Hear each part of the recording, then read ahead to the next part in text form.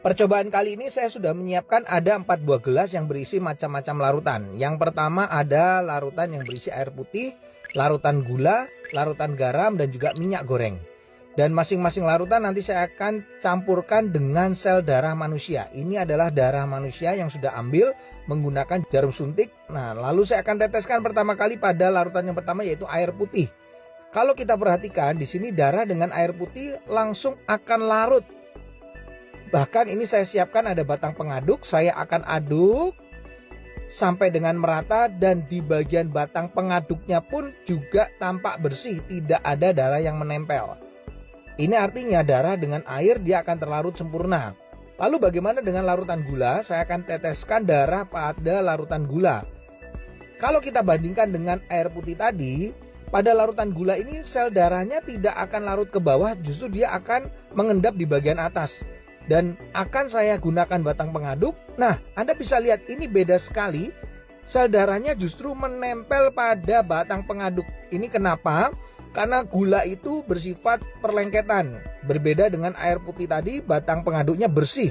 Makanya orang kalau kena diabetes, terjadi perlengketan pada darahnya, mengalami rasa haus, kemudian sering buang air kecil, dan akhirnya suka ngemil. Nah, bagaimana dengan orang yang hipertensi? Ini adalah larutan garam. Ini darahnya saya akan teteskan pada larutan garam.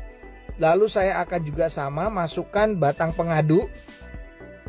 Dan ini berbeda dengan diabetes, di mana sel darah yang menempel pada batang pengaduknya tidak selengket pada gula, larutan gula. Tapi yang membedakan pada orang darah tinggi atau hipertensi yang terlalu sering makan asin-asin, ini kelihatan sel darah merahnya akan terurai, dia akan rusak, dia akan pecah. Makanya orang darah tinggi bisa mengalami pecah pembuluh darah. Yang terakhir saya akan teteskan darah ini di dalam minyak goreng.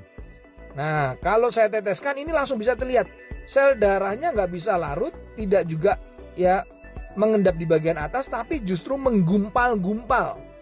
Ini membuktikan bahwa orang yang tinggi kolesterolnya akan mengakibatkan penggumpalan sel darah. Jadi sel darahnya akan menggumpal-gumpal, dan ini yang bisa menimbulkan penyumbatan pada pembuluh darah. Ini adalah percobaan sederhana yang saya lakukan dengan menggunakan 4 macam larutan yang berbeda. Semoga percobaan ini bisa menjadi inspirasi untuk kita agar tetap sehat.